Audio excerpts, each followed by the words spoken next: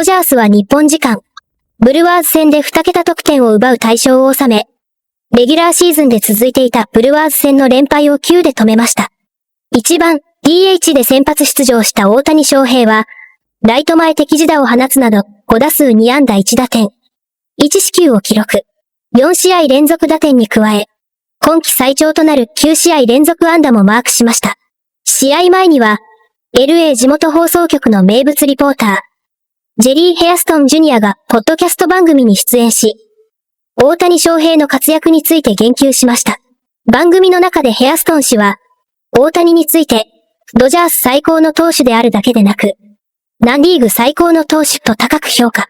さらに、投手としてマウンド上で感情を爆発させる姿にも触れ、あの姿が大好きだと語りました。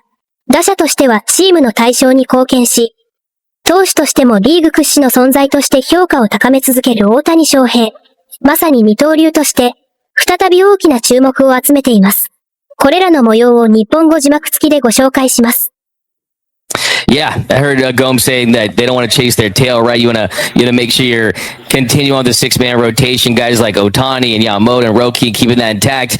Oh, we went like 19 minutes into the show without mentioning Shohei Ohtani, so I think that was our record. That's a record. But, definitely a record. Is that the new record, Jerry? But might as well switch gears there. Once Shohei gets brought up, okay, the rest of the show could be about the guy. But 5 innings, goes scoreless. Strikeouts weren't what they have been. I mean, you did see him in some traffic. He loaded the bases late, and then he gets Tatis to ground out of that 6-4-3 to end that inning. It was emotion. He was pumped. But Jerry, what did you see from Shohei in his last start?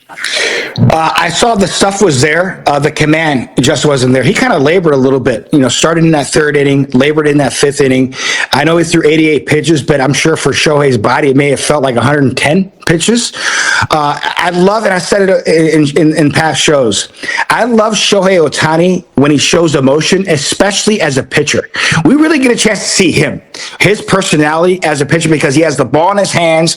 He's in total control and total command. In that 5th inning, just a brilliant pitch. Understanding Tatis wants to be aggressive early in the count. He does not want to get to 2 strikes, and he's hoping he gets a fastball. And if he does get that slider, it's probably a give me over slider for a strike, and I can hammer it at least for a sacrifice fly or get it up in the air. This pitch looked like a fastball and darted out of the zone, just out about 6 inches off, and it allowed Tatis to go out and reach. Anytime a player goes out and reaches, he either hits it weakly or hits it on the ground. He rolls over to Mookie Betts, who did an incredible job planting his feet and firing a strike to Kim, getting out of inning 6-4-3 double play. That was a picture-perfect pitch from Shohei Ohtani at the right time to the right hitter at that time. And they had to turn it quickly because Tatis Jr. gets down the line. So for Shohei Ohtani not having his best command, for him to get out of that inning, and for him to pitch 5 innings with no runs allowed is absolutely brilliant. That just goes to show the competitor he has. A lot like Clayton Kershaw. Kershaw didn't have his stuff all the time, but when he didn't, he made sure he gave his team a chance to when he battled and found a way to get out of innings. So that was one of the most impressive things for Shohei Ohtani. Not having the best command, but not surrendering 1 run in those 5 innings. Oh, by the way, he led off the game with a home run too. Yeah, broke his own record, right? Leading off a game with a home run, the very first pitch. Gotta love that. Give yourself some run support. The team that scores first wins like 70+% of the time, so you'll love that. There was a lot of discussion about this whole, should he sit, should he play at the same time? And there was Dave Roberts talking about the benefits of it. And then Shohei Ohtani, Fabian, I believe, said that he feels okay to do it. He still leads the team with 214 plate appearances. Is this, in your eyes, Fabian, like an overblown storyline as far as the Ohtani hitting and pitching and the rest and just this whole conversation around it? Whether it's overblown or not doesn't really matter. I think it's one of those things that's going to be a storyline every week. And Dave Roberts kind of said, like, this is a decision that's week to week, whether he's going to be in the lineup when he pitches. This is going to be an ongoing thing basically until the stretch run of the season, because they want to manage him for that sprint of September or October and understand that, like, that's not going to be much of a discussion in September and October. He's going to be doing both. But in the meantime, like, how do you best preserve him? How do you best kind of manage him? Do you let him run when he's kind of really swinging the bat well, which he started to? And maybe when he's not swinging the bat as well, maybe that dictates if he's in the lineup or not that day. Just to maybe give him a rest or maybe some more time bandwidth just kind of work on the swing. So it's going to continue to be a thing. It is, and it's one of those things that I think Dave Roberts kind of made his peace with that. Like, it's going to be a thing, and that Ohtani has said the right things. I'm sure he's not happy about, I'm not going to put words in his mouth, but I'm sure he would rather do both in terms of hitting and pitching the same day. But he's also saying all the right things. I don't think it's necessarily a thing that he's mad at the Dodgers or anything like that. But I think it's one of those things where when you get your chances to do both, I'm sure there's part of him that really wants to go out there and prove it. And he kind of definitely did that on Wednesday, where he didn't have his best stuff on the mound, still went put up 5 scoreless, still has an ERA of .73, led off the game with a homer. The swing is in a better place. The at-bats, even later on in the game, obviously didn't get another hit, but the at-bat quality was still good later on in the game. The at-bat quality has been really good for basically a week now. So I think it's going to continue to be a storyline, but it's also one of those things where the Dodgers are playing games in May with October in mind. That's always been the case, and there's an adjustment there. I don't think Ohtani's had to adjust that in his first 2 years with the Dodgers, because in 24 he was just hitting. In 25, he wasn't even. I think we're coming up on almost a year now of him making his first start. And even that was you're slowly building up. He wasn't doing full-fledged starts until September, when this wasn't even a debate. Yeah, and Jerry, players want to play. How difficult or challenging this is for Dave Roberts and the organization to do the sensible thing, and by keeping their eyes on October and maybe having him not in the lineup on days he pitches occasionally, or kind of having one of those spa days the day off after. I mean, how challenging this is. It is challenging because you got to make sure that you keep Shohei Ohtani fresh. Remember, it's not just this season. You got to remember, this is the 3rd straight season this Dodger team is going to try to win a championship. They're trying to three-peat. That's not only physically challenging, it's mentally taxing as well. And I think manager Dave Roberts told the media about a month ago, or maybe a couple weeks ago, where he thought Shohei Ohtani was hitting the wall. Usually, everyday players hit the wall sometime in July or August. And I think Shohei Ohtani, because obviously that long season we had last year, that 7-game World Series, he had a quick turnaround to get his arm ready and get his body ready for the WBC. So that was a quick turnaround, and I think he kind of hit that wall a little early. So it's up to the Dodgers to continue to communicate with Shohei Ohtani on understanding, hey, we're going to have to do this a couple more times at least, maybe 1 or 2 times in July, certainly in August they're going to have to do this, to make sure you stay fresh mentally, stay fresh physically, because come September, late September, and into October, he's going to be doing both.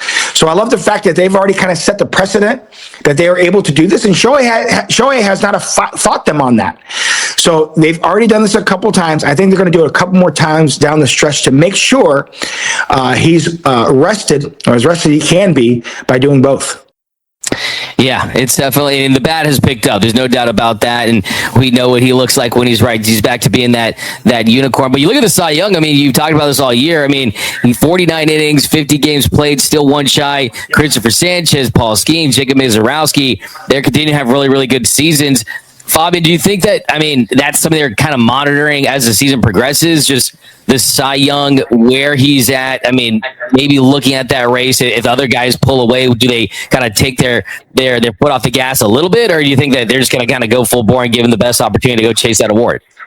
I think they're going to give him the best chance to do this. I think Dave Roberts kind of gone out and said it, I think, a month ago. This guy's not going to miss a start on the mound. They're not. He's not going to miss a start, barring injury. They're not going to skip him for a start. Basically, if you're going to take something off his plate, it's going to be hitting. And I think some of it, especially right now, has to do with what you have. Obviously, Dalton Rushing has cooled off at the plate a little bit, but they have options that they could throw into the DH spot for a day. In terms of turns to the rotation, no. We got into that earlier with the acquisition of Eric Lauer. They don't have the pitching depth that they did on paper. So almost that they kind of need him as a starter at this point more than they need him in the lineup, which is saying something, because his bat was more important to the Dodgers his first 2 seasons as a Dodger. So I don't think they're going to necessarily pull the pitching off his plate anytime soon. And even if some of those guys separate, I think there's still part of Ohtani that wants to show he can go a full wire-to-wire season as a starter and show just how dominant he can be when he's doing that part of his game.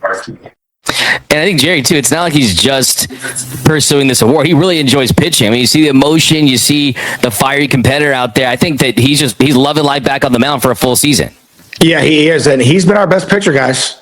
He has not only been our best pitcher, he's been the best pitcher in the National League. So you got to make sure that he is ready to roll when his turn in the rotation comes up. So I love the fact that he's chasing this. It gives him something to hunt. And we know when Shohei Ohtani is hunting something, it brings the very best out of him and it helps the Dodgers. So I'm all for it. You know, making sure that each and every time he gets an opportunity to start, he's out there doing his thing. He's entertaining. I love his start day. And he has been lights out. And like I said earlier, he may not have had his best stuff against San Diego, but he found a way to give us 5 strong innings of no runs allowed. And each and every time he's taken the mound, guys, we should have won that game. I know he's lost one, but I think the one start he gave up 2 runs in 6 or 7 innings pitched. Should have won that game. The offense just wasn't there. So love the fact that he's going for this award. John, I want to start with you this week on, I've pretty much watched every one of Shohei Ohtani's starts this year. He's been fantastic on the mound, but he hasn't always hit while he pitches.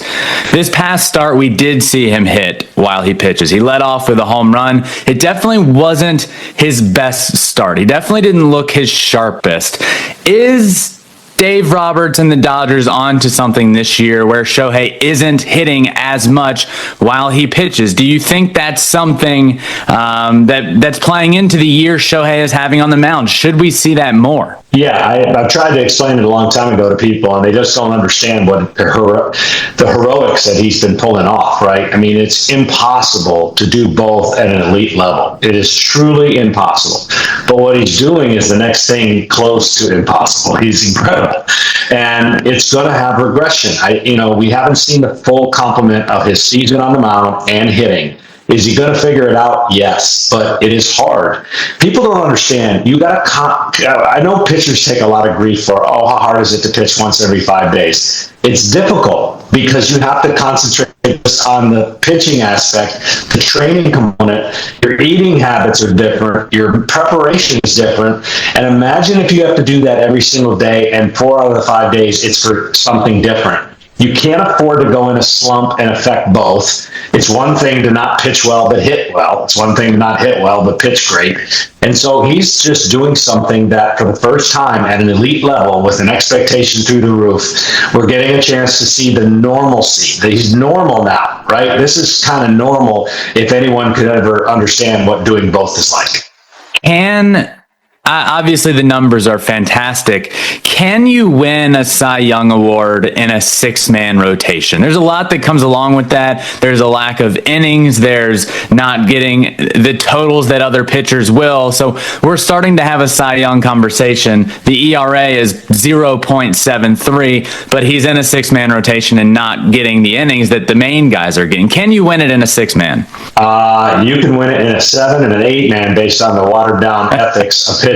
Blake Snell won his Cy Young with the bare minimum amount of innings. It became the new normal. There's a lot of people that don't like it that way. Don't feel like. Here's my problem with when people try to assume if X player kept going and if he threw 240 innings, here's what his season would look like. Yeah. That's it. You can't do that. It's very easy to have a gregreat year in the minimum innings category. It's a lot harder to have a great year when you make every start and pitch 240, 230 innings. Yep. So I think the biggest thing for Shohei is he is going to show what he's capable of doing on the mound. He always has. And now that he's healthy and now that he's determined, he's going to win, in his mind, a Cy Young and prove to everybody why he's the greatest player in the history of baseball.